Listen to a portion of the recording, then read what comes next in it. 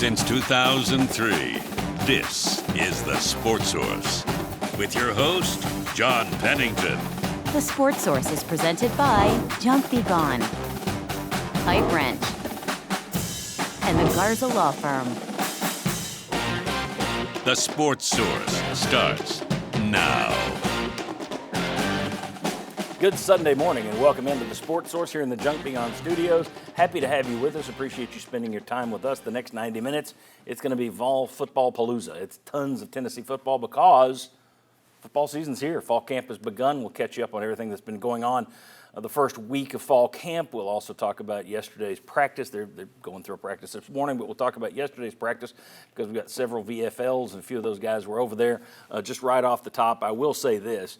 It is one practice, so anything you hear today I wouldn't get too geared up. I wouldn't get too depressed about, and I don't know what they're going to say, but I wouldn't ride too much or too little on it. It's day 4 in fall camp, one practice. So we'll get their responses to it. Also, for those of you wondering, this is just the way we do things. UT is kind enough to let the VFLs come back over there and look at these things. These guys aren't going to give away any state secrets. I've told them already, I don't want you giving away state secrets. If I get sources and I hear something from someone else, we'll give away state secrets. But in terms of using UT's kindness toward their VFLs against them, I don't believe in that, so we're not going to do that. So we'll get some good observations from these guys, but they're not going to be saying, hey, there's a new trick play to be looking for. We've got a ton of stuff. It's not only the practice stuff. It's Boo Carter. It is the talent on this team. It is the youth on this team. ESPN said some stuff this week. Let's get into it. First segment of this show brought to you by Junk Be Gone. Junk removal, dumpster rentals, small demolition jobs, and professional teams to even help carry your junk out of your house for you. If you don't want to lift it, they'll lift it. Football season means new equipment for me, and that means boxes. Well, that'll mean Junk Be Gone. You'll see them outside my house once again. JunkBeGone.biz to learn more. Mike Such and his family do a tremendous, tremendous job, and always have. If you need junk removal, think Junk Be Gone. All right, let's welcome in the first group of panelists today. Right over here, we got a lot of VFLs. So we got right over there, Sterling Hinton back with us. Sterling, glad to be here, baby. People saw you yesterday on the Sports Source Saturday kickoff. Man, it was nuts. Yeah, good deal. Good deal. Glad to hear it. Thanks for watching the Saturday show. Right here, Daniel Hood back with us. Daniel, how are you, buddy? Doing well. Good to have you here. Ryan Callahan right here, joining me as the non-VFL part of this group. I'm the water boy. From Go Vols 24/7. Thanks for being here. You're the one who knows all the names and the numbers. I'm too old. I lose names and numbers. These guys just go, man, 88 looked good. So you're going to be sitting here going, yeah, that's so-and-so. All right. And right over here, we got Ollie Lane, another VFL. Ollie, thanks for being with us. Yeah, of course. And you're going to be part of our Saturday show this fall. Looking forward. We're only about 3-4 weeks away from our live lead-in to the Tennessee-Syracuse game right here on WATE. Okay, fall camp got underway this week, as I said. I want to start, look, we could just do open observations, but everybody's talking quarterback. Let's start. Ollie and Daniel, you guys were over there yesterday. The initial word, the media was in for a very early part. They let the media see the stretching and a couple of short routes, and then they throw them out. And the word from the media, not good yesterday for the quarterbacks or the receivers. The receivers supposedly were just dropping balls all over the place. The quarterbacks were still a little scattershot on top of it, but a lot of the issues were the receivers first. Do you agree with that, Ryan? You were there? I would say that's fair. Okay. Ollie, Daniel, did it get any better? Yeah, I mean, I would say, throughout the practice, watching the team settings, I didn't see much of an issue between at least the communication connection between whichever quarterback and wide receiver was in there. And I also, I want to say they're doing a good job so far with what I perceive of what this quarterback battle is. It's something we talked about on the digital network of having that perceived fairness of this is an actual quarterback battle. And I saw that yesterday. Ones would come out first time, there's Aguilar, then the ones would come out again, there's Merklinger. So they're giving them both ample opportunities, and that's what I like, because you want to see them get with the best talent in there to see what they can really do, and that's what they were doing yesterday. So not everything's always going to look, I think, as clean as polished as you want to, because there are moving parts within it. But, I mean, for what all I observed yesterday, it looked like it continued to get better, and there was at least communication and connection between whichever people were in there. I had a big question going into that one. And when I was watching it, it just felt like you don't have like that elite playmaker at that position. Like now, granted, to to take the players back for a second, they're trying to install an entire offense in 3 to 5 days. And so they're going to be overwhelmed. They're not going to be able to know all the checks and balances and all that. But it looks like you're at least 1 to 2 years away from having an elite quarterback, which I think this is really maybe Heupel's style right now, is you're going to win the game with defense. You have a game manager quarterback, which is what these quarterbacks are trying to do. Does that sound like, I mean, let's get your take so far, and then I'm coming to you, Sterling. Don't wait. Let me get your take on what you've seen and heard so far. Yeah, I'll say in first. 4 days of camp. Yeah, I was going to say, first of all, I don't think anything that we've seen or heard so far changes a whole lot. You know, they haven't put on full pads yet. There's no scrimmage. They're playing some team periods. We don't see any of that stuff. You know, these guys got to see some of that. But I think to hear they're having a bunch of drops in the early individual periods doesn't mean a whole lot. So I think that, you know, it's short routes on air, some guys stinking routes on air, and some of these drops are by guys that aren't going to be playing a lot this season. They had 5 scholarship receivers out there today because Mike Matthews wasn't practicing this morning. So they're shorthanded. You're playing a bunch of different guys, getting people reps. So it's not the end of the world. And I think what they saw yesterday after we were kicked out, probably more indicative. I think they're solid, still a work in progress in multiple areas though, and it's an offense that's probably going to get better throughout the season, especially at wide receiver. If you dropped balls last year, then I still have concerns if I hear you're dropping balls in practice. So that's muscle memory at this point. Ooh, drops. What a surprise. Okay, so I got to be concerned about that. Sterling, in terms of what you were expecting from this quarterback competition, what we were talking about on that Saturday show, and it's appeared on the digital network before the Saturday show, you went through competitions. You and Andy Kelly, you were the starter, then he was the starter. You went back and forth for a while and all this stuff. In terms of everybody getting a fair shot, how important is that? That even, I think everybody still assumes Aguilar's probably your guy. You paid him, you brought him in from California. But you need to make the team understand, no, it's a fair shot. How important is that? It's incredibly important because what you got to do is put the best guy out there that can produce for the team. I mean, sometimes the continuity doesn't work with certain guys at certain moments. And that's what offense is all about, continuity. I've been preaching this for years. And some things are going to happen that are not going to be as smooth as you want them to be in the beginning. But when the offense starts clicking and you get your quarterback and receivers and your running backs and tight ends all on the same page, you want the guy out there that can produce the most production, get the most points out of that offense, get everybody involved. And I love the fact that we're having a competition with both guys getting abilities and reps with the ones. There are people out there who still want to see McIntyre be the guy. He's a true freshman. He's not going to be a real part of it. The only way you see McIntyre this season playing is if things go very, very wrong with Aguilar and Merklinger. And that's no knock on McIntyre. It's just he's a true freshman. You've got older guys in front of him, including one you paid to come in. In terms of the practice thing, there are some quarterbacks, and I'm not trying to this coaches would say, oh, no, practice is where you learn everything. Practice is where you know everything. There have been guys at Tennessee who were not as good on the practice field as they were on Saturdays. Josh Dobbs. And I've seen the opposite, too. Hendon Hooker, Joe Milton. Yeah, and there were guys who looked good in practice. Nathan Peterman went to Florida, had a long NFL career somehow. Yes. But Ollie, the Hendon and Joe thing, Joe was better in practice, and they went with Milton, and then Hooker was the better player on the field. Yeah, exactly. So let me ask you that. How much – there are a lot of people who say Merklinger is just – he's behind. There were people that looked at him in the spring and said, well, he didn't look good in this, what they called a spring game. It was like half a scrimmage, and it wasn't really. I'm not willing to bury Jake Merklinger yet. Oh, absolutely not. No. Simply because, put him in a game when it counts, and let's see if the light comes on. It may not.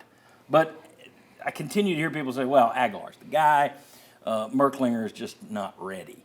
I don't know. There were guys that I've heard weren't ready, and then you put him out there, and he looks pretty ready to me. Is that a possibility with Merklinger or no? That's a heavy possibility because what people have to respect the fact is that Merklinger has an extra year in this offense. Okay? Now, Aguilar has got more experience in games, but, you got a guy that's in this incredible offense that I just love with more experience there. That keeps him right there with Aguilar. And so my thing is, play the best guy. We got 2 guys I think that can play. Ryan, your thoughts? I think Pulling back? Yeah, if Merklinger is going to win the job, it's not going to be with arm talent. I think Aguilar, from what we've seen, I think he has the advantage in arm talent. So, but also more athletic. I think Agreed? I think they're both I think athletic enough to make to make a short run. Neither one of these guys is going to run 30 yards very often. You're not going to see them break a long play with their legs, but they're both good enough athletes, like a lot of quarterbacks these days, to pick up a first down with their legs. So I don't think a huge advantage probably in that area for either one, but Aguilar just kind of carries himself like an experienced quarterback, and he's well built. There's a lot of things about his game that you like and that translate well to this offense. So I think he's got the edge right now, but again, Merklinger's not out of it by any stretch, and the scrimmages will go a long way in determining who wins this job. We talked about this, and you mentioned this on the thing we talked about the other day. If you were Merklinger and you'd waited your turn, and they go out and get somebody else, you'd be ticked off. You'd use that as motivation. Absolutely. Did we see any? What was the relationship between Merklinger and Aguilar? Was there? I didn't, and so again, it was one day of practice, but I didn't see like the teammate environment between those two. Like you could tell they've got a lot on their mind. They're trying to install this offense so that like until you learn the offense, you can't really do the extra steps like high-fiving my offensive lineman, high-fiving Sterling when he makes a good throw or that type of stuff. They're drinking through a fire hose right now. Right now they're drinking through a fire hose and they're in a tense competition. Like that, and you wanted to have this, like that guy's my enemy. That's the guy I'm competing against. We're fighting for one position on the field. And like, once you get the offense down, you can step back and start doing the other things and realize you're both working to it. But right now, it's tight. Well, but I also want to add to that. That's a great point, Daniel. But I want to add to that too is that Merklinger and Aguilar, they haven't known each other long. You know, they just met each other a couple of months ago. You know, the battles that I win with Randy Sanders and Andy Kelly when I was around, you know, we were around each other for a year and a half, 2 years. So, you know, it's hard to be friendly with somebody you just getting to know, you know, and then all of a sudden you're in this type of predicament. Oh, baby, you know. Exactly. You said continuity earlier. I was going to say, if you did a word cloud of Sterling Hinton, there'd be two things: continuity and oh baby. That's exactly what I was going to say. I will say I don't make too much of interview settings generally, but we spoke with Jake Merklinger at the preseason media day before the first practice, and I thought he was a little short in some of his answers about the quarterback competition, and he seems like a guy that to me has a little bit of a chip on his shoulder. Yeah. I think he sees it as my window was now. I've got Faison Brandon on the way next year. That's only going to make my path harder. This was supposed to be my year with Nico leaving. Now you brought in this guy that it feels like is kind of going to be anointed the guy. He's got a lot to prove. So I think there could be something, maybe not friction, but it's a healthy, competitive spirit that's fueling him this preseason, and that could make things interesting. Yeah, I mean, I'd piggyback off of what Daniel said. I mean, when you look at it, you know, they're still trying to figure out exactly what their job is. So it's hard, like he said, to do that extra stuff of being the leader of the offense that the quarterback needs to be, because you're focusing on getting everything that you got to do exactly right. So you can't necessarily take the time to focus on the full body of work just now. And I mean, it's only 4 days in. That's going to build over the time. But that's probably why you're not seeing as much of that going on as there will be throughout the season. Yeah, for Merklinger, it's kind of in my opinion, he may be one of these guys that says, no, I'll be happy to hold a clipboard for the next 3 years. But my guess is this is a now or never kind of a thing. Yeah. And if he doesn't win this job, he's not going to be around next year. Well, there's going to be a competition next year, but it's a lot harder for him to win that job once you've got George McIntyre with a year in the system and Faison Brandon there too. Exactly. That's why I'm just looking around the college football environment. My guess is Jake Merklinger, if he doesn't win it this year, he'll be somewhere else next year. Just my guess. We'll see. Well, I was just going to say that I think the decision between 12 and 6 is really what your next segment is about. Are you taking talent or are you taking experience? Let's do that then. Good producing there on Daniel Hood's part. We're also going to bring Jimmy Himes here next, and we're going to talk about the fact that this team is one of the most talented, or the most talented Josh Heupel's had, if you go by recruiting rankings and that kind of thing. In the transfer portal, I don't know how in that world, I don't know if it holds up, but blue chip ratio, Tennessee's there. Also an incredibly young team. Let's talk about talent versus experience. That's next on the Sports Source. Come on back.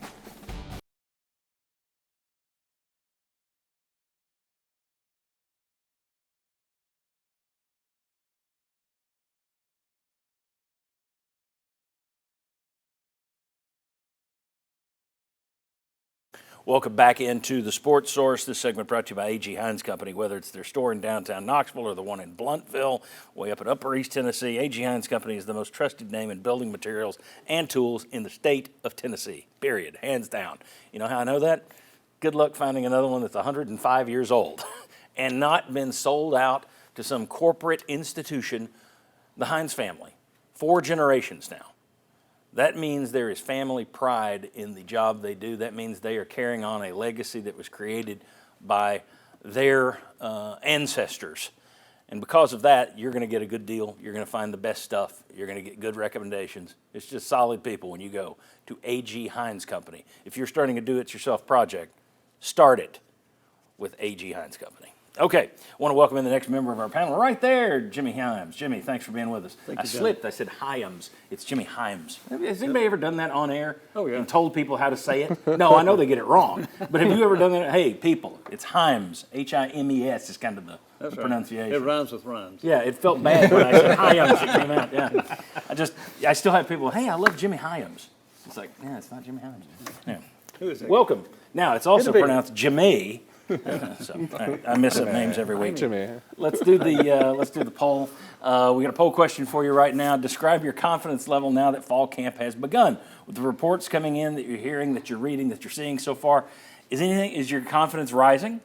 Is it unchanged? Is it falling? 11% of you feel better just in these 4 days of early reports. 89% of you, you're unchanged. So those are the sterling people. Yeah. It sounded good. Right. Click the QR code with your smartphone there, or go to our new website, ssdn.tv, and you can play along. Just go to the polls area right there and click on it, and you can play along. I like to know what the people are thinking, so please tell us what you're thinking there. All right. Adam Sparks, the Knoxville News Sentinel, who I think does a really good job, he did some number crunching this week and tied his results to the blue chip ratio that we've talked about. That ratio has been around since 2011, and since 2011, every team that's won a national championship, more than 50% of the players from their previous 4 recruiting classes have been 4s and 5 stars. Now, the problem is you're now in a portal world where half those guys come and go, but still, when you go by the blue chip ratio, Tennessee, for the first time, is above it. So they're in the group that could win a national title according to that. 54% of the team are 4s and 5 stars according to the recruiting stuff. But the interesting thing is, 49%, according to Adam, when he went back and looked at how many people on this team, he looked at the whole body, 49% of this team are freshmen and true freshmen. That is young. That is extremely young. So 50% basically is young. Ryan, is this the most talented team that Heupel has had, in your opinion? And also, how much does inexperience eat into that a little bit? Because when you hear, that's the most talented team, it should be his best team. Yeah. Okay, well, it's a sliding scale. Right. That's good, but that's the X, Y, you get the X-axis. What's the Y-axis here with the youth thing? I do think this might be, it's obviously close with last year's team because how much does losing Nico knock down the overall talent level on offense, things like that. But I think this is quite possibly Tennessee's most talented team under Josh Heupel. And it probably should be in year 5. You would normally expect that. 4 full recruiting classes in, transfer portal additions, all that. But I think overall, the problem, like you said, is the youth and where it is in some cases. You got David Sanders maybe starting as a true freshman at right tackle. You've got young wide receivers. That's a concern. So I think it is, and that's why I think it's kind of crazy hearing the talk of Tennessee finishing 10th or 11th in the SEC. I just think they're too talented, and the schedule's too easy for that. But on top of that, I mean, how high can they climb because of the youth? That's the question I have. I think it's probably at least a team that should be in the discussion for a 9-win season because of the talent. But again, the youth is a concern, and now quarterback being a question mark too. I get the uncertainty. So yeah, I think it's the most talented team Heupel's had probably on paper. Jimmy, do you agree? No. I would take the 2022 team. I don't know what Hendon Hooker's rankings were, but he's better than what Tennessee's got at quarterback. I know that Matthews is a 5-star receiver, but he's not as good as Jalen Hyatt. Is he as good as Cedric Tillman? Or Cedric Tillman. So and there is a distinction between talent and proven talent. Mm-hmm. And this one doesn't have nearly the proven talent that they did in 2022. But I would take the 2022 roster over this one. I think the offensive line, the receivers, probably the running backs. I would take the defensive talent, but not the offensive talent. I don't think the offensive talent is close to what it was in 2020. Well, and the interesting thing, though, if you go back to 2022, we're looking at it in reverse. We're looking at it backwards. At the start of 2022, we weren't talking about, look at the talent over there. Jalen Hyatt was the guy who had all the drops the year before. Yeah. So it turned out, yes, there was talent. Maybe that turns out here. The problem is those guys in 2022 were basically, those were veterans. Whereas here you're turning it over to young guys, which concerns me. And didn't they have like at least four players taken in the first 4 rounds? of 2022. Yeah. Darnell Wright ended up being a first-round round pick, pick, but yeah. they had some others. Hyatt, Tillman, and Hooker. And Hooker were like in the 4th round, I think. All in the first. Because of a lot of it's unproven, I just don't think, regardless of the star ratings, and I don't only go by it because I've seen some 5-star play like 3 and some 3-stars play like 5s. Yep. I would take 2022 roster. Well, Lance Hurd was a 5-star last year. He didn't play like a 5-star. Maybe he will this year. And neither did Matthews. Right, the good one. Maybe, of course, he didn't play like 5-star because we really didn't see him on the field. You'd think a 5-star would have been out there. Daniel and Ollie, let me ask you guys, look, nobody's ever going to say, boy, I would rather have very experienced guys with no talent. You're always going to say, give me the inexperienced guys, but give me talent. Got to have the talent. But as guys who've been on these teams before, how much does the inexperience, at least early in the season, I expect by November you're going to be veterans, but how much early in the season does the inexperience cut into the talent level? Yeah, I can give you one story that kind of highlights it. We had a brand new center. This was the 2009-2010 season. And we had the Oregon game, rain came in, we're about to go to halftime. All we needed to do is take a knee to go in. Our brand new starting center, first time starting his entire life, snaps the ball to the quarterback, and the center takes a knee with the quarterback. And it's just like, you have these little things that don't make any sense at all. We had Jawan James, who's a 10-year NFL vet, that lined up his first game at a 45-degree angle outside. And so, like, he's obviously a very talented guy, but this experience part of it, you can only get it. And that's why you almost take, and like, if you look at it, the reason I started over Mo Couch was I didn't have as much talent, but I had more experience and knew the right gaps to be in. And, like, they can count on me to be there every single play. So you got to have guys like that. But with that being said, their talent over there is unbelievable. I've never seen. You commented to me yesterday after you watched the practice. You thought there was a step up in terms of bodies. Yeah. And I mean, maybe it's a national overall, just this generation's more athletic, but, and you'll have to say the name, but number 34, I've never seen an athlete like that in my entire life. Emmanuel Okoye, and that's a guy who probably won't have a role on defense this year because they're deep at the Leo position. This is the guy who came in from Africa, correct? Yes. That was the debate was, do you put him at tight end or do you put him at defensive end? And here I wanted him on the field. I said put him on defense because I thought you block. needed defense. Now it's like maybe you need him on offense. Flip him back over there. Ollie, the difference between talent and youth. Yeah, and I mean, I'll give two things. So, one very similar example to Daniel gave. I was not the most talented offensive lineman. I'm sure if you ask anybody out there, they probably didn't want me to be out there. If you go back and watch this show, center. we sang the praises of Ollie. But I had experience. I knew what I was supposed to be doing in there. Did I do it the best? No. Was I a world beater? No. But I was able to fill the gap, get the block that I was supposed to, and so it goes a long way. Won a lot of games with you in there. Yeah, maybe. But I will say the one thing that experience does help you out with a lot is when you start getting to game 8, game 9, game 10, when you start getting late in the season, your body hurts. You don't want to get up for practice. You don't want to get up. It's harder to feel that motivation for the game day as you get later in the season, and that's where that experience kicks in. It carries you on through the rest of the season because, I mean, there's going to be midway near the end of the season, you're kind of seeing that light at the end, like, oh, we're almost getting through this thing, but you're pretty beat down. So, I mean, you got to find that motivation to want to go out there every day, and that's a lot of what that experience will do because as a freshman, you're not used to those long, drawn-out seasons, and so it takes a while to kind of build that seasoning to yourself. And then I was just going to say the key to this team is how much experience they can get in the ETSU game, the Syracuse game, these early games before you start SEC play. If they get those guys to take a jump, 9-10 win seasons easy on the table. But this is why I'm concerned. Jimmy, I know you are too. There aren't many people in town who don't just, oh, well, Syracuse, you'll kill them. I'm not going there yet. I'm not either. I remember Georgia State. Sorry. I've seen things you too. don't expect in openers, especially when you're putting a lot of new guys out there who are inexperienced. Even my team never really Sorry, lost. didn't mean to bring that up. Even my team never lost out of conference except for Oregon. That's different, though. Yeah. Syracuse won 10 games last year. And I know they've lost a lot of personnel, but they were 10-game winners. But I will say, on this discussion, what Jimmy said is the key. On defense, I think they definitely have more talent than they did in 2022. It's just a matter of whether that offense can be anything comparable to what they were in 2022. Did we have the poll question? I don't know if we kept that up or not, but I was trying to see where we are. Yeah, let's go ahead and enter that. Oh, yeah, it's changed a little bit. Look at that. Falling has oh, my goodness. What are you guys doing? You made everybody sad. You know what they heard about those back drives? Yeah, quickly. When we come back, Jimmy's still here. But you brought him down. But we're bringing Sterling back. Sterling's coming back. So when we come back, let's talk about the Boo Carter situation.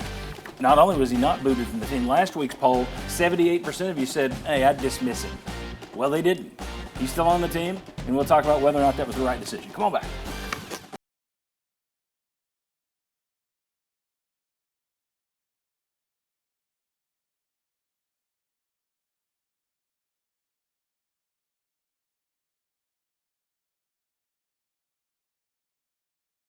Welcome back to the Sports Source. This segment brought to you by the River Cove Campground, Uncle Jim's River Cove Campground. In case you're confused, it's not just the River Cove, it's Uncle Jim's River Cove Campground. You can find it at rivercovecampground.com. Boy, they've got everything you could possibly want.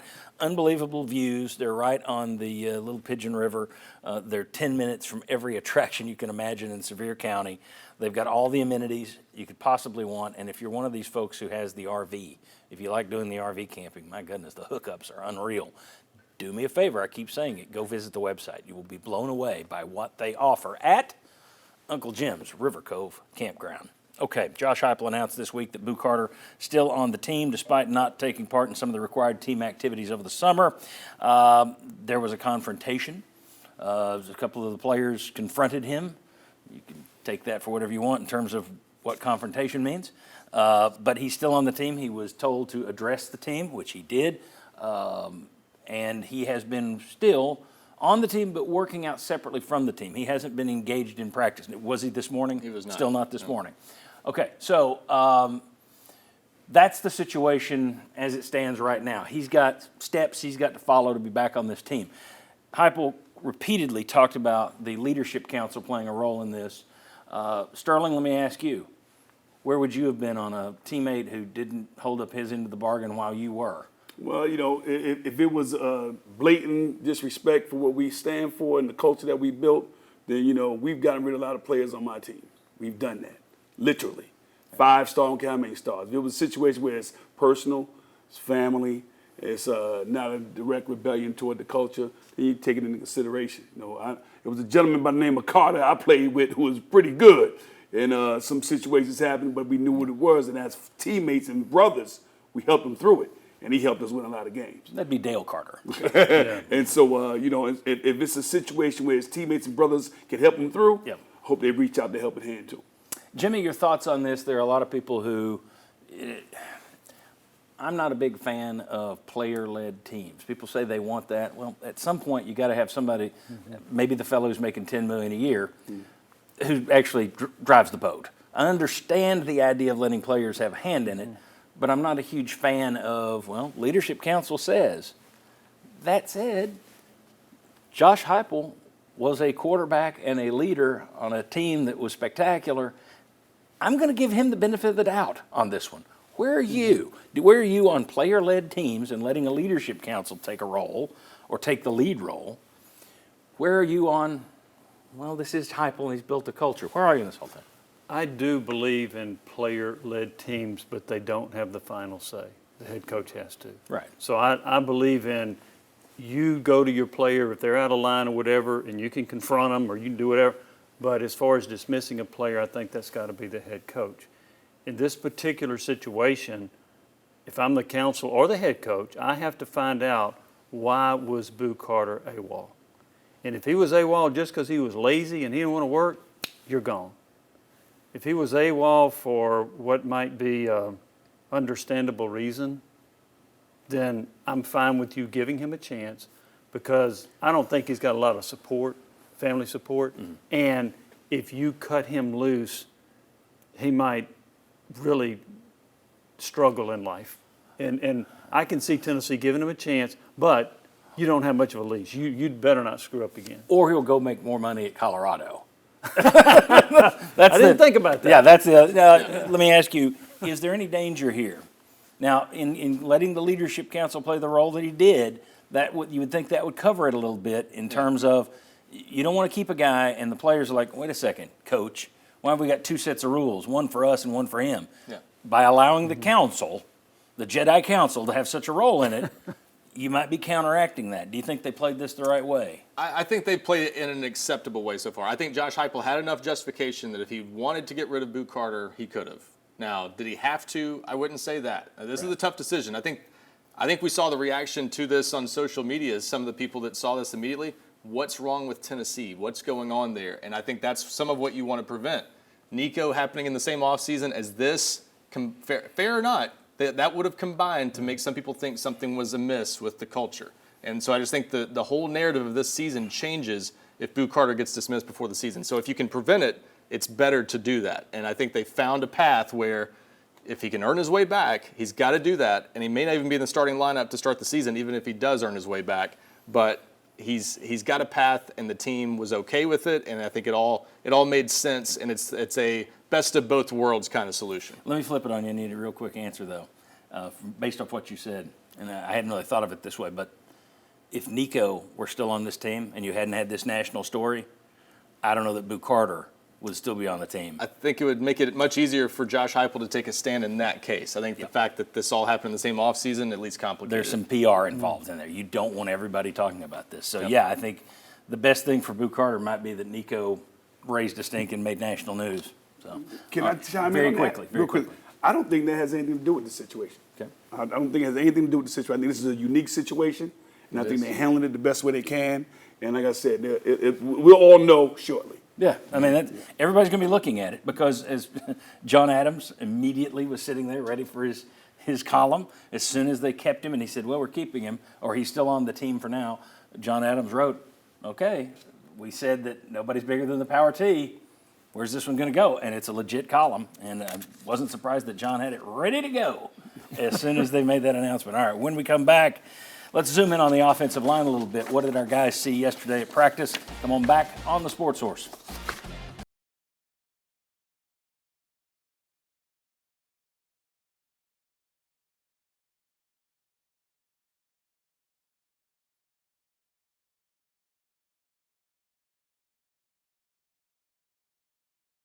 Welcome back to the Sports Source. This segment brought to you by Southeast Termite and Pest Control.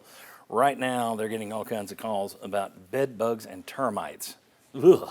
I don't want termites in my house. I don't want bed bugs in the same state as me. So, Southeast Termite, if you ever wind up dealing with either of those issues, this is who you call, Southeast Termite and Pest Control. I use them at my home. They're good people. It's a great family-owned business, opened in 1971. Just a tremendous track record of success all across Southeast Tennessee. Give them a call, southeasttermite.com. All right, Tennessee knows their tackles are Lance Hurd and true freshman David Sanders. At the start of spring, we thought it would be Wendell Moy and Sam Pendleton, who they brought in as a transfer, and then William Satterwhite at center. So far, Pendleton has been getting mixed in at center, but it's pretty much been Satterwhite at center and Moy at guard, and then Jesse Perry at right guard, who you guys did on the digital network and other tees. You guys did our spring football show, and Jesse Perry was a guy you talked about. You heard good things all spring. Yep. In terms of what you're seeing and hearing, are you surprised at all that you haven't had more of Pendleton out there in terms of the starting five? I mean, they're rotating him in, but if you're just going by the same starting five every day, he's not in there, and you spent money and you brought him in from Notre Dame. Yeah, now I do think it's a legitimate competition between Satterwhite and Pendleton. I think you're searching a little bit at center, trying to figure out what's our best five, and that's the position that to me is most concerning right now. But overall, it lines up with what we've heard throughout the offseason, which is Jesse Perry's played well. Mm-hmm. There's some questions still about Sam Pendleton, and there's some questions about William Satterwhite. So how's that all fit together? What's your best combination? You got to figure that out, and the scrimmages will help with that for sure. But the fact that it's still an open question tells you there's still some uncertainty there, and you've not found what you're convinced is your best five, but you got 3 of those spots locked in. That's a good start. All right, and again, observations, and this can be, I want to know what kind of things you saw yesterday. Mm-hmm. Again, we're not giving away state secrets. I wouldn't ask you guys to do that. You wouldn't do that. But what you saw yesterday, just observations, what looked good, what didn't look good, anybody that had a good day, bad day, that kind of a thing. But then also what you're hearing from you guys talk to people.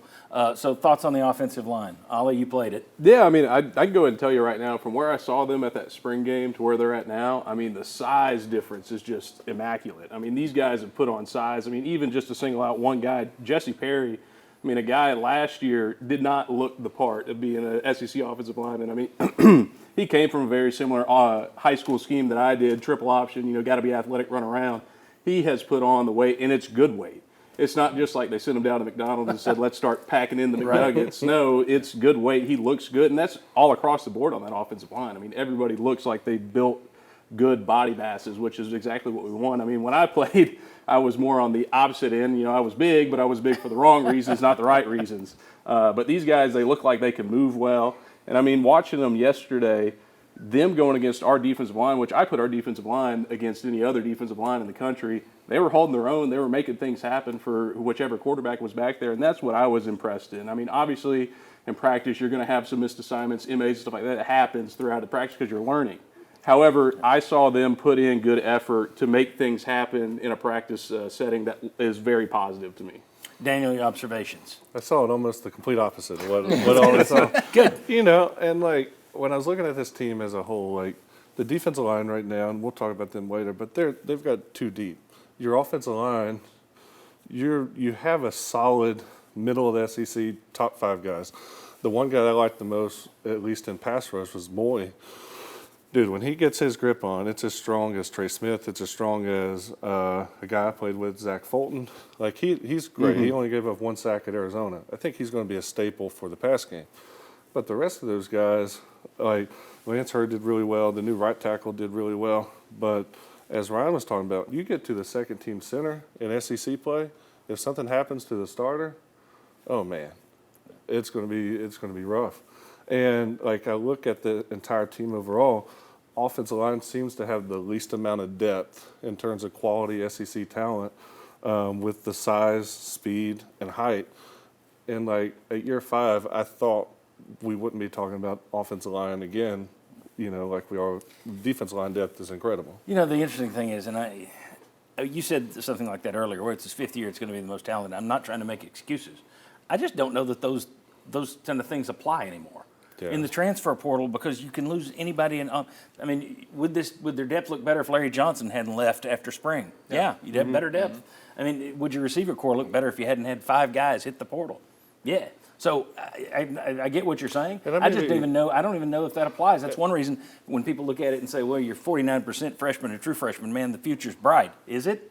I don't know how many of those guys are going to be here as sophomores. And I may be wrong, right? This may be a new game of college football that you only get a starting 5 because everyone's transferring and doing all that. Yeah. You know, but I was just like, I remember what James Craig, what Harry Heastand built as offensive lines at Tennessee, and the depth that he was able to have, 7 and 8 deep of guys that were rolling in, and we're not there. But I think our starting 5 really solid. You give them 6 games, 7 games in the SEC, you're going to have a really good offensive line. See, I see some young talent. Jeremiah's Hurd looks like a first guy off the bus you candidate. You got to give me numbers because yeah, 51, 68. Bennett Warren, another good size tackle. They've got some guys. They're coming along. They're just not ready. So to his point, I think they're probably 8 deep or so in guys they really trust this year. But they got to zero in on that starting 5, and you got to start getting some continuity in there too. I would say that's generous. There were 5 to 6 guys. I was like, I would trust them to protect the quarterback and.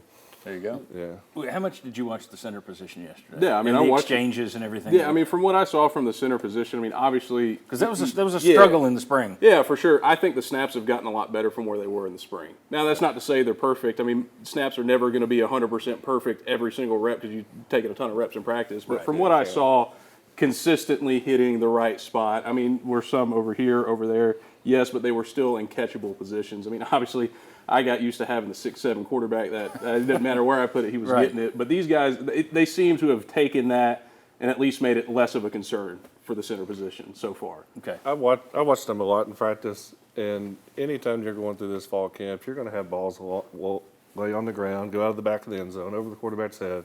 Until you get to week 2 or 3, that's when you can really evaluate that. They're on pace with where they need to be. All right, very good. When we come back, let's talk a little bit about the defensive side of the ball. This will be Daniel's side of the ball, so maybe Ollie can take shots at it. That's next. Come on back on the Sports Source.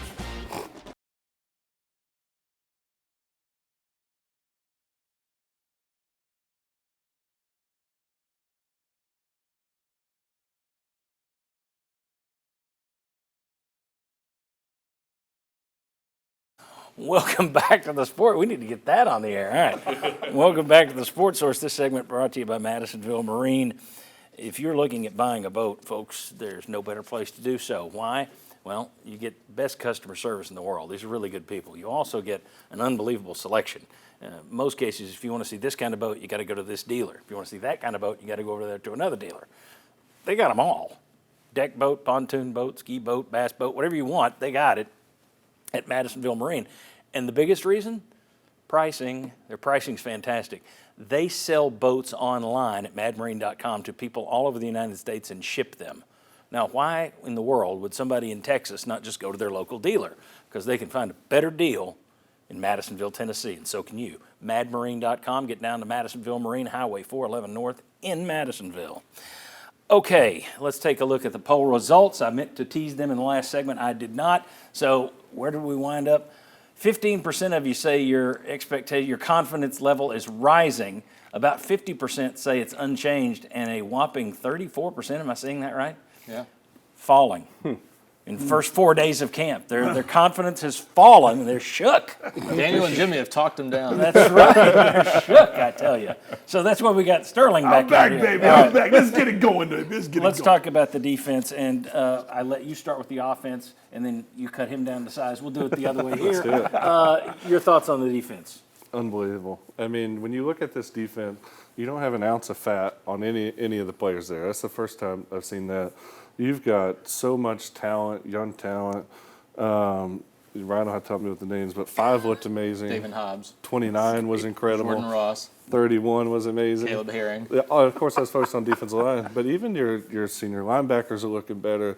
The DBs came out. God, they looked fast and physical. Willie Martinez has done a great job with them. Like, I'm really excited about Tennessee defense. I actually think they take a step more this year, because it seems like they've got really good 2 deep. And if they can get 34 to come on, who's got big size, athletic ability, you're just going to be running guys through. And this is without Gerard McCoy. He's still not out there. Yeah.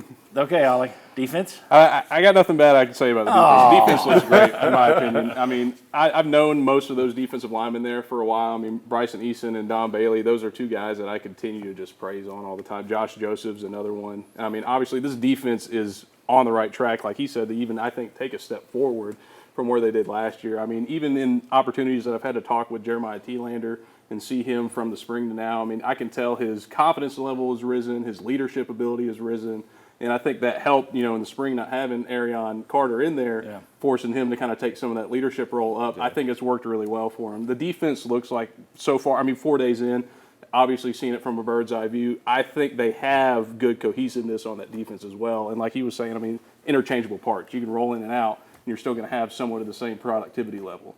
The quick thing I wanted to add is, like, the reason I love the defensive line, Rodney Garner's developed depth. The reason I was hard on the offense line is they don't have the depth. Right. But you've got the depth at D-line and cornerback, it looks like. Linebackers, I didn't get to see a lot of. Ryan probably know that depth better. Well, let's hold off. Yeah. Sterling, your take on the defense overall. What you're expecting this year? I'm expecting big things from defense. One, because my teammate is now one of the coaches, Marion Hobby, who's has past 10 years been in the NFL. He knows where to get them to go to help them to complete their dream. And Rodney Garner, of course, what he's done.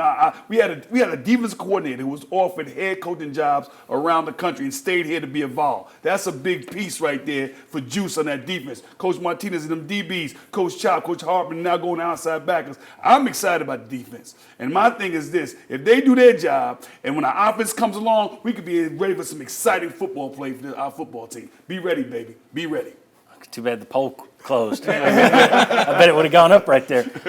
Okay, now, I agree with these guys. I think you are going to be riding on your defense. I think everybody agrees with that. Defense is going to carry you this year, I think. If you get something out of the offense, I think that's going to be a pleasant surprise. But I think get something out of the offense, we've lowered the bar.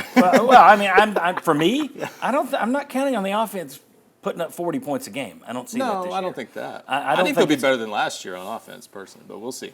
Yeah, I don't know that I'd take that bet right now. We'll see. Okay. But I think your defense is going to carry you, all right? So I'm not down on the defense. However, I'm going to flip it here. I'm going to give you this tough question. It's the thing you talk about in a practice, thing you talk about in the preseason. Oh, wow, the offense looks great. Well, is the offense great or your defense bad? Now, we're basing this on the fact that the defense was really good last year and you're bringing a lot of good guys back. So that makes sense. I believe it. At the same time, how much of this excitement and, man, they look fantastic is because they're going against an offense that's still finding its footing right now. Yeah, I think that could be part of it. And then the offensive line, like Daniel's saying, the defensive line looks so good that against that group, it may be an unfair matchup right now. So we'll see. I think the scrimmage, next weekend will give us a better idea of kind of where things are. But it's a defense. It's kind of like the offense in the sense that it's going to depend on how many of these like second-year and first-time major contributors really step forward. Can Caleb Herring give you what Josh Josephs did last year? Can Colton Hood, the Colorado transfer, be really good at corner? Can David Hobbs be what Omar Norman Lott was as an interior pass rusher? If those guys can do that, this defense, I agree, will be better than last year. If they can't, that's where they may be a little bit back from last year. See, now there's one. If I'm lowering the bar on the offense, Yeah. it sounds like the bar is being raised on the defense. Yeah. Because it wasn't – I didn't hear a lot of people all off season saying, oh, the defense is going to be better this year. I heard a lot of people saying, well, it can be as good. Yeah. You lost some guys, but it can be as good. Now we're getting to it can be better. It could be. All right, there you go. I saw your finger move very quickly. No. Oh, you're just okay. All right, excellent. When we come back, reasons Jimmy and Ryan are feeling better about this team and reasons they're not. Come on back on the Sports Source.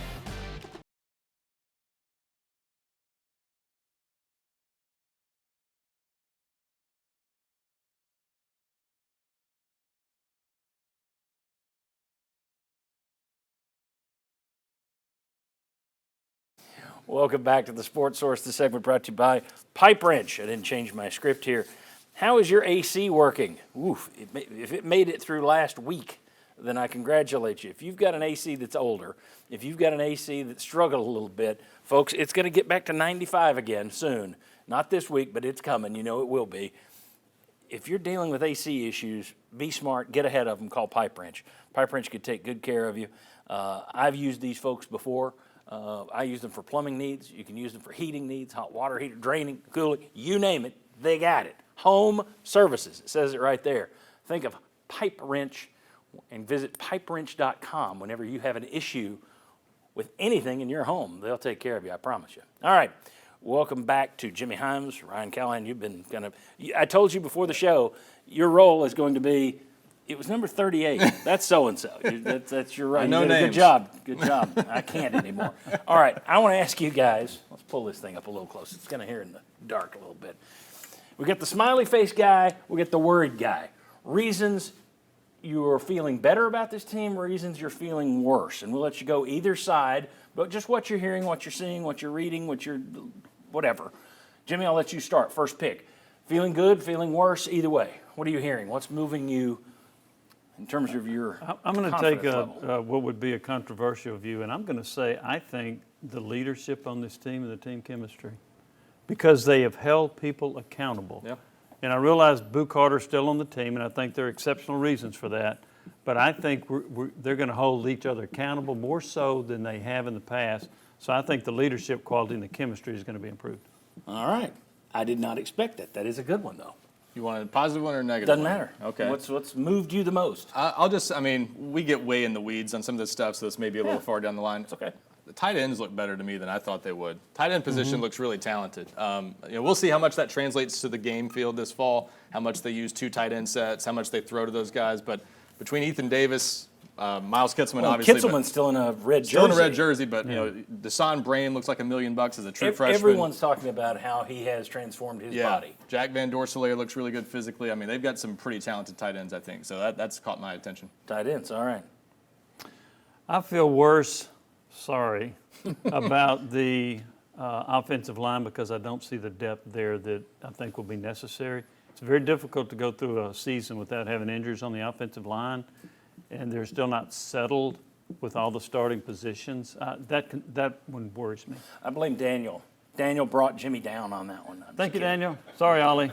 Where are you going next? So is this compared to the 4 days ago, or is this compared to? It's 4 days. We're just talking about since fall camp has started. Then in that case, I'll say wide receivers here. Now, before everyone Is it jumps down? off, down now. So, before everyone gets too worried about this is more from the standpoint of guys missing time. You need all the work you can get, and the fact that Chris Brazel's not been out there, he's in the acclimation period, working his way back. The fact that today you had Mike Matthews not out there, you've had some drop passes. There's just multiple things that don't sound perfect. If you could draw up a perfect camp for those wide receivers, they've not had that so far. Just 4 days, but not an ideal start. And I wouldn't be as worried about it if you're talking about it's Tillman and Hyatt. We've seen them before. We know what they can do. But you've got a bunch of inexperienced guys who we didn't really see that much from. Right. So you're right. That, to me, I think this would be number one for me. That would be my biggest concern. Yeah. Any other positives or negatives here? Yeah, I'm going to go with this one. Sometimes when you have a lot of really good players, the competition can lead to you performing better, or it can lead to transfers. Defensive line. People aren't leaving Tennessee as defensive linemen. They're satisfied with this rotation. I think this rotation is going to lead this defensive line, even though they lost a first and second round draft pick. I think the defensive line is going to be as good as it was a year ago. They've got NFL talent that won't be starting. I think Tyree West is a guy that could get drafted. David Hobbs is a future NFL player, I think, going to be a second teamer on this team. So they've got some talent there. It's always good to move furniture during the segment. Anything else? Positive, or you can even out, be Mr. Negative, or you can go. Another position group that's caught my attention in a positive way, I think the linebackers. I think adding Jaden Harmon and Jaden Prelati, you had a pretty short-handed group this spring. Now that they're all out there together, I think they've got some real talent and depth there. I think the fact that Jordan Burns may be the fourth linebacker on this team, and you may have those two freshmen fighting for snaps to get in, special teamers essentially, and Jaden Harmon and Jaden Prelati, that's a great problem to have. And I think Edwin Spillman's going to have a big year, so I like the linebacker group quite a bit. Let me ask you a question. We don't have them on here. Special teams. Thoughts?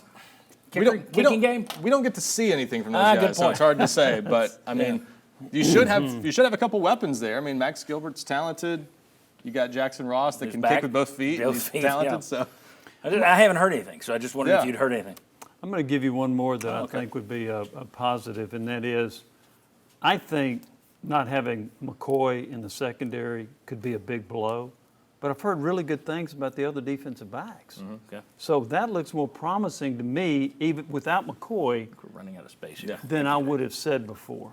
Look at this. All right, for all you people. Sunshine pumping today. For all you people who said your thoughts were dropping, your confidence level was dropping, look at that. 1, 2, 3, 4, 5. Leadership chemistry, tight ends, D-line, linebackers, DBs, all making these guys feel better.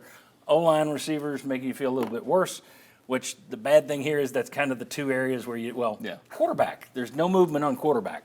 I want to hear more, and it's.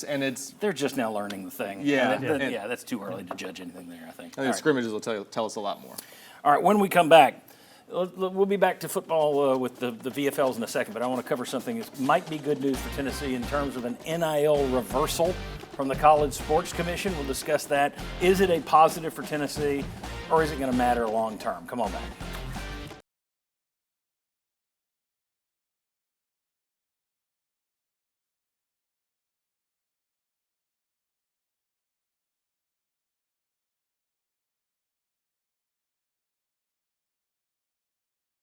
Welcome back to the Sports Source. This segment brought to you by Safety Systems.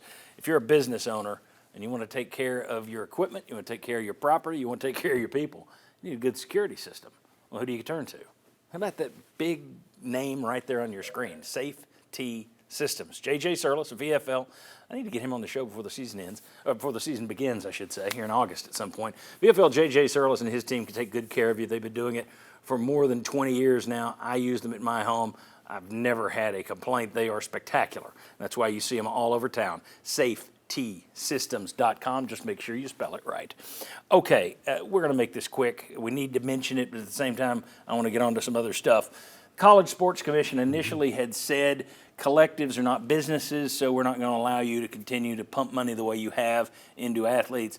The only people who are going to get money in the revenue-sharing world, it's going to be a deal with NIL. It's going to be a deal with a business, and you've actually got to perform some function, and it's got to be a fair market. So you can't go over and sweep the floors, and they give you $10 million.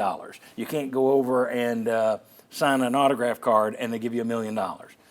Now they are saying, okay, we'll allow collectives to be like businesses. So autograph signings are theoretically okay again. This is good news for Tennessee, you would think, good news for Spire Sports. At the same time, it still has to be fair market value. I don't think this house stuff stands, but is this good for Tennessee and Spire Sports in the short run? This reversal that we're allowing collectives, we're still going to keep an eye on you, but we're going to allow you to at least be still in the game. That's a positive, is it not? Yeah, I think so. And we've talked about it before. The current setup without collectives involved, if it's just limited to revenue sharing and whatever third-party deals you could come up with, that's almost acting like a salary cap, and that's not going to benefit Tennessee and the other halves in college football, because when you have these resources, you want to take advantage of them. So I think it's definitely a good thing for Tennessee. I think the fact that they can go out there and at least have a little bit of third-party input, we'll see what this means, but the fact that you can play into your strengths is a good thing for Tennessee. Now, the downside's a good thing for other schools, too. Texas and Oregon and all these other schools that have the means to go outside and do stuff, they can do it, too. So the Alabamas and the Georgias who wanted more guardrails, they're not going to be happy because this is actually a little fewer guardrails than they were anticipating. Right. So, yes, so it's good for Tennessee in the sense that you're upsetting some of those powers that be that you want to. You're trying to catch them. You're trying to catch them. So, yes, it's a good thing for that way. It's still a challenge, though, because as we'd seen even before all this, the NIL world had leveled out a lot. A lot of schools have a lot of money, so you're not the only one, but it helps you. And, Jimmy, my question to you is, why are we even talking about this? Because I don't think any of this is going to hold up for any time at all. It's like, this is what the rule is today. They've already changed it. They've avoided a court case by doing this. Yep. But eventually, the court case is, one of them's coming, and they're going to be taken down. Do you agree with that? Well, it's gone? I agree with that. Also, there have been some schools that have kind of dissolved their collective. So Tennessee still has one. I don't know. Let's say Spire Sports was working with $20 million last year. I don't know that they'll work with as much this year because a lot of that's going to be pumped through the school. But if they can work with $15 million, then that's better than a lot of other schools as far as the collective amount that a collective has collected. Yeah. So I think that does benefit Tennessee. And I wonder, a school like Georgia that did away with collectives, but they signed a deal with Learfield, do they suddenly restart their collective? Yeah. Do they have any kind of a loss there because did they have it running but not running? It's just more madness. But for the time being, for today, and it could change tomorrow, but for today, this is a slight step back toward what Tennessee and Spire Sports would want. All right, when we come back, ESPN's computer model, they came out with the teams that have percentage chances of making the playoff this year. Tennessee had the 10th best odds in America. We'll ask the VFLs about that. Come on back.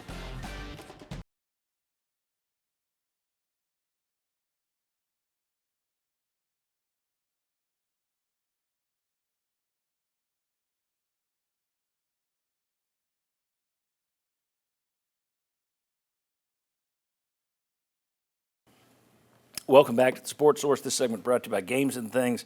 If you've been waiting for the right time to upgrade your home's entertainment room, now is that time. Get to Games and Things this week for pool tables, air hockey, or table tennis, for dartboards or card sets, for home theater seats, bars, bar stools, big or small, they've got it, and now's the best time in the world to get down there to Games and Things because life should be fun. All right. Back with our VFLs, Ollie Lane, Sterling Hinton, Daniel Hood. I can't believe I'm putting this question out here to Sterling, but okay. ESPN Analytics, who I've made fun of for years. ESPN Analytics this week put out a list of teams that could make the playoffs, win the national championship. They gave Tennessee a 38% chance, a 40% chance basically, of making the playoffs this year. Those are the 10th best odds in America. Okay. Now, Heather Dinich writes this companion piece, and she's supposed to say if she agrees or disagrees with the computer formula. And she said, I disagree. They only have 39% of their offense coming back. You lost your starting quarterback in the spring. It's a little much for Tennessee right now. I asked my players, including Sterling, is 10th a little much for this team in terms of playoff chances? Yes and no. I don't know. Part of me thinks, yes, we were one of the players last year, so why wouldn't we be another player this year? Because you lost all the stuff. And exactly, and so you start thinking about all the other things that have kind of gone on this offseason. I think, any given Saturday you could win a national championship. I think any season can fall correctly you want to. However, I don't like the expectation being that off the jump. Sterling? You already know I like it, baby. I'm going to tell you why I like it, no John. 10th best odds in the country. Man, you wouldn't rank this team. It keeps us dangerous, brother. If you stay dangerous, you stay alert. You'd be dangerous anyway, no matter what ESPN says. I like it, baby. I like it. That wasn't the question. Do you agree Tennessee has the 10th best odds? Yes, I agree. I would say 5. But if you stay with 10, go with 10. Keep it going, baby. Go Vols. No one's going to get this but us old-timers. Stop. Homer time. Homer time. Daniel? I buy it just because I trust Josh Heupel. And, 2022, he's in the top 12. 2023, they had a good season. 2024, I don't buy the offense right now. I'm still a little down on that. But with how they're playing on defense, the changes that Heupel's made over his tenure here is becoming a defensive first coach. You still have Josh Heupel, and I don't think there's 10 other coaches that are better than Josh Heupel in this country. You guys didn't mention the one thing that I would say, if you're looking at this, there's one thing that would target it toward okay, I'll take it. Schedule. Your schedule kind of breaks on paper. All right. But anyway, homers, thank you. Daniel, Sterling, Ollie, I should have known better than to ask that question of this group, but we left it to end so you'd leave with a smile on your face. Everybody be happy. All right, should have done that and then done the poll question. Thanks to all you guys. We got Jimmy and Ryan coming back out here. Some interesting schedule stuff. ESPN also made a note about Tennessee and something they've done with their schedules that I had not picked up on.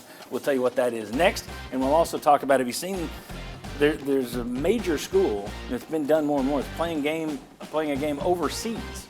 They just scheduled a game for Germany. What do you think about Tennessee playing overseas, taking one of their games and playing it overseas? Come on back. We'll discuss.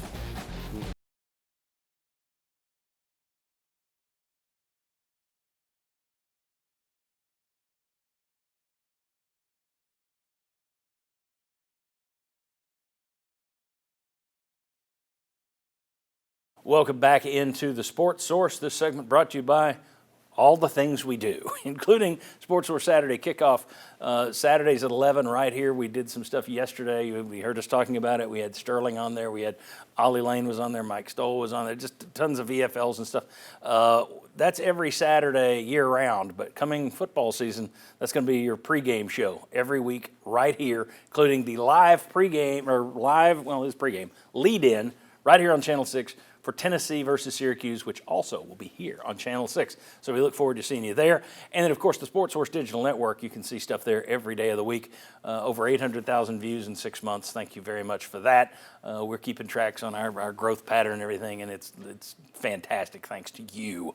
We appreciate it. Check us out anytime on our YouTube channel. It's on demand. You can watch it on your phone. You can watch it on your laptop. You can watch it on your television. Right there at YouTube, Sports Source Digital Network. Just search that. You'll find it easily.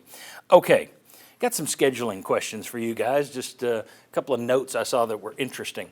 ESPN pointed out this week, and even I hadn't caught that, as much as I complained about Tennessee's non-conference scheduling.